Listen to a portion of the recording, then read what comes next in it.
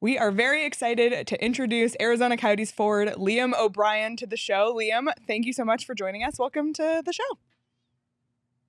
Thanks for having me. Obi, can we get a profile of the beard one more time, please, just so people can see how tremendous it looks sick. right now? That's gotta be a lot of work. Like I have a really shitty beard, and it's hard. Like that thing is like it's almost like a sculpture. Like that's work, isn't it? I just have a really good barber here, North Scottsdale, that I go to, and he takes care of it. So See, I don't have to do too much for it. That's a bougie pro athlete answer. Yeah, my barber. I got my barber. That's like Craig Morgan would say that. Craig, I've got my barber in North Scottsdale.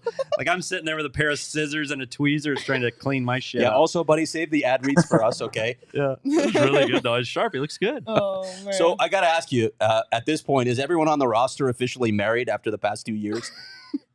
Oh, it's getting there. It's definitely getting there. We got a lot Your of married tux guys. must get a workout. Say that again. Sorry. You got married yourself, obviously, in Prague. What are some of the high points of these weddings that you've attended, including your own? Yeah, I mean, it's always just so much fun. In the summertime, getting to be around your family and your friends. I know for me, like having my family over in Prague, and I had a couple of the boys, able to attend it and stuff. It was just so much fun to be able to just share my wife's culture with my family. That was really, really cool. And then, going to your teammates' weddings this summer, it's always fun. Krauser's wedding was a blast, and they did such a great job. It was beautiful, and it was top notch. Probably the nicest wedding I've been to. So I'm not hearing any stories here. Yeah. I mean, there was some karaoke, but that's about as far as I can go. We got some good performers on the team. That's all I'll say. Who can sing? Schmaltzy's a great performer. What? I would not have guessed that. Schmaltzy, I'm not Breaking buying news. it for a second. Every interview with him, he hasn't smiled in 3 years. He'll probably hate me for saying this, but that guy is a hell of a karaoke singer. Wow. Breaking news. That's breaking news. Screw the arena.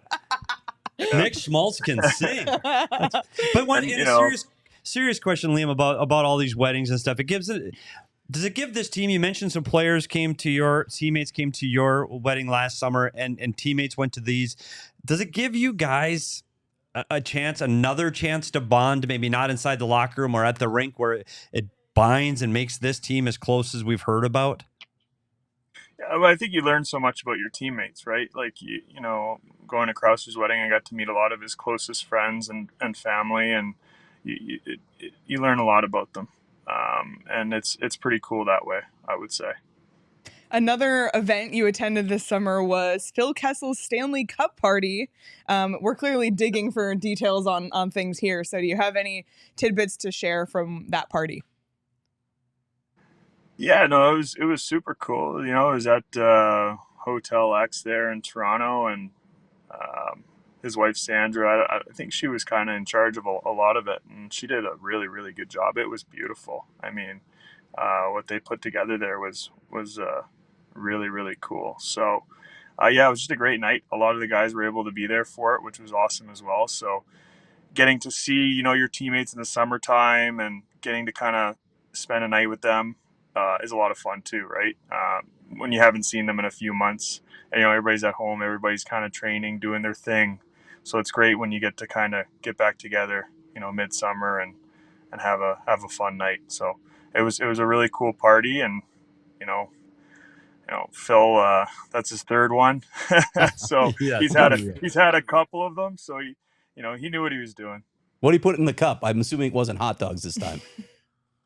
No, the cup was just hanging out. It was pretty,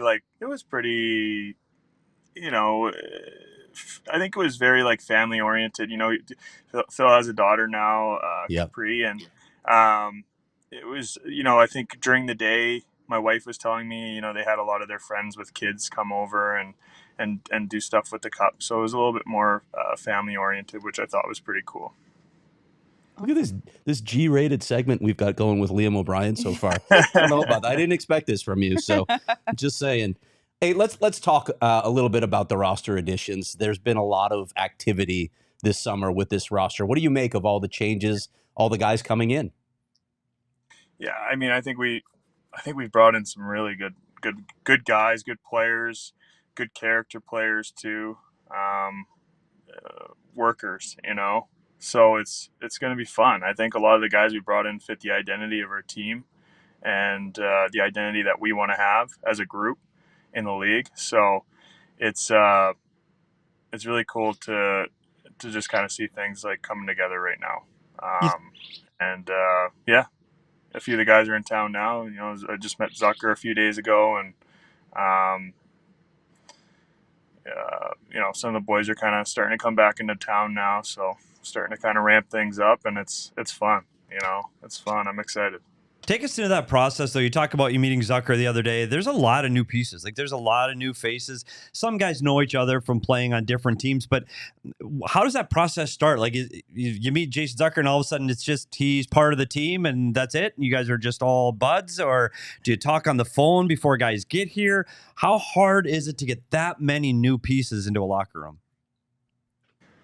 Yeah, I mean, we have a group chat and stuff, so guys get kind of added in the group chat, and they usually introduce themselves, and that's just kind of how that works. And then, when you meet in person, it's just, it's somebody's joining the family, right? We're a family, and he's now part of the family. He's one of the boys, and you just take them in and help them out in any way they need. And yeah, for Zucker, I mean, he's an older guy, right? So he's coming in, he's going to have a leadership role within this team, and we're just really excited to have him. Awesome. Well, we have a diehard Discord, which is basically a place where a bunch of our, most fervent, I don't know what the word would be, Coyotes fans. We chat every day. It's awesome. Everyone's super passionate about the team, and we told them that you were going to be on the show and asked them for some questions. So we have some questions from Coyotes fans that we're going to ask you next.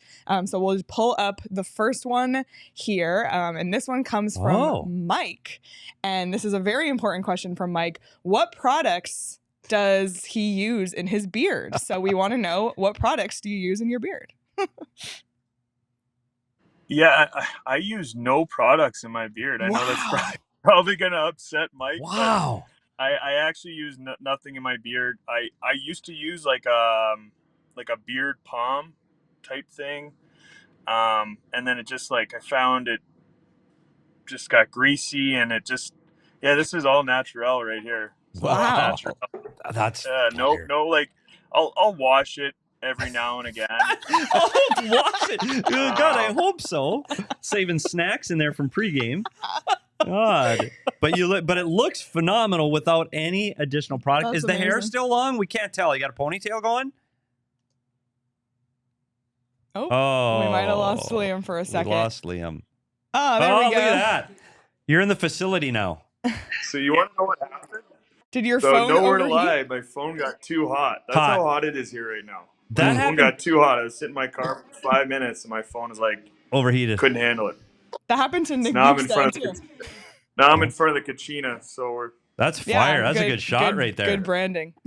That is good branding. Where we were on our second question. Second question. Yeah, we're going to ask our second question from our Discord. So our next question comes from Joel, who ask him who resisted his charms when he's asked them to dance, aka who is immune to his chirping when he wants to punch them in the face. Who is immune to his chirping when he wants to punch them in the face? Wow. I don't know if that... basically who doesn't want to fight? Yes, pretty much. That's pretty much it. I mean, it's I would say there's lots of guys that just, you kind of go after them, and I would say they're just not necessarily guys who are confident, being in that situation. And, I respect that. So there's guys around the league that, I'll just ask more or less for fun, and they'll just say no, and I kind of, in my mind, I already know, this guy's probably not going to say yes. So there's those guys, but there's a lot of those guys. So it's hard to, I don't think there's many of the guys that are in the league that I've fought. You know, they're all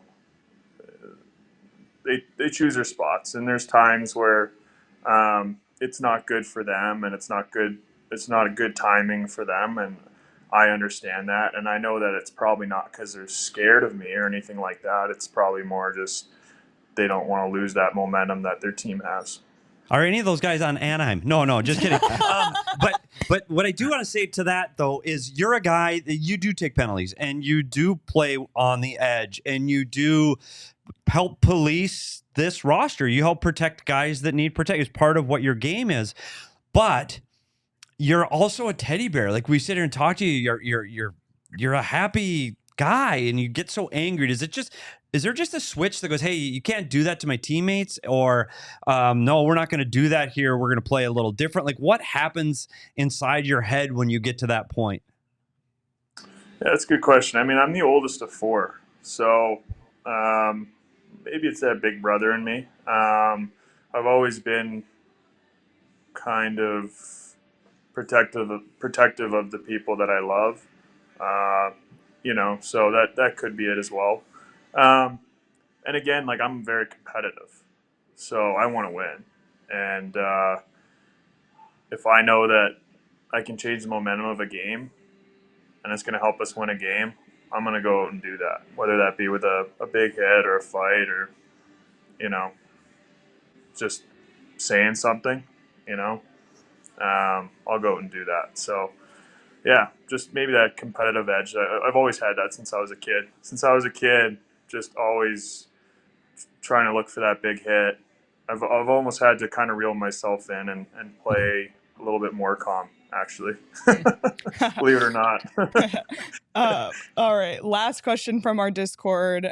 This one comes from Robert, who is a runner. He's a big runner. So, of course, his question involves training. And he wants to know, when do you start training, how it's phased, what types of training you do for endurance, speed, etc.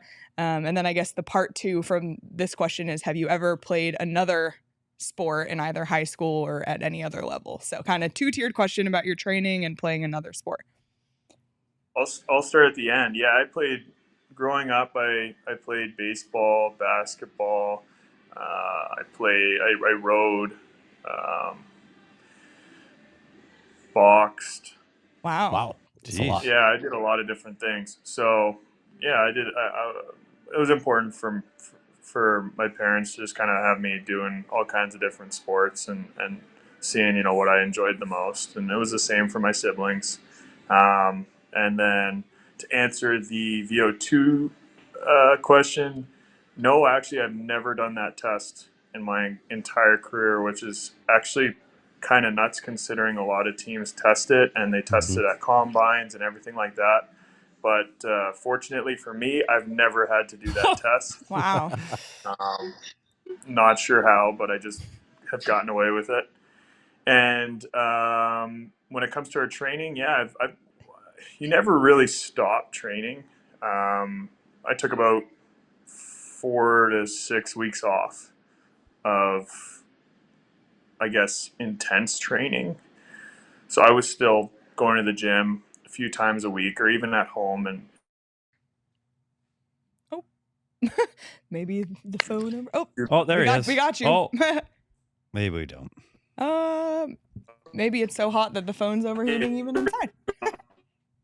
No, this might be a reception problem. It's crazy. Yeah, there you go. I heard you say crazy, so that's a good sign. Yeah, we got you. Are we good? Yep. Yeah. Okay. Yes, you never really stop training. So we've been going at it with the guys here in AZ. Even when I'm at home or when I was over in Europe visiting my wife's family, I was training through a program that they've put together for us. And right now we're in the 4th phase of that program. Well, we're really excited for this season to get going. All the additions and the step you took last year for this team. I want to talk about one more thing before we let you go. I know when Troy Stetcher left the team at the trade deadline, you vaulted up to the top dressed, best drip on the Coyotes roster, and mostly in due part to your hat game. Your hat game was elite. not a baseball. There it is. We've got a shot on the screen. That's elite hat game. Like if you're going to make an outfit, put a hat on it. Like that's phenomenal. So you stepped up.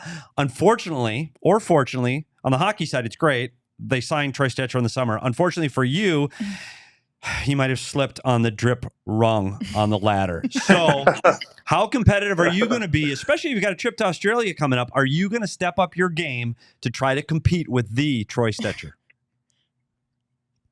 I mean, you know what? Like, Troy's reached out to me for it because he knows I really like wearing suits. I've always loved wearing suits, and so he's tried to actually hook me up with the guy that he uses. So I might look into that. Yeah, and we'll see. You know, I like it. Make a little competition. I like it. But Troy's got a great suit game, and that takes years. That takes years of commitment because you gotta get 2, 3, 4 fresh ones every year.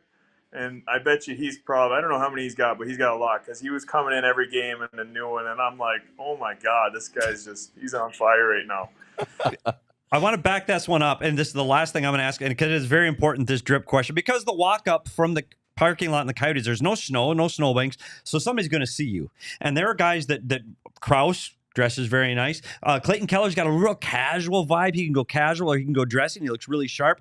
Is there someone that could probably use, and I know when Phil Kessel was here, probably could have used a little help from you or from Stetch, but is there somebody on this roster that you're going, hey, buddy, make an effort? Like at least like Valimaki's sharp.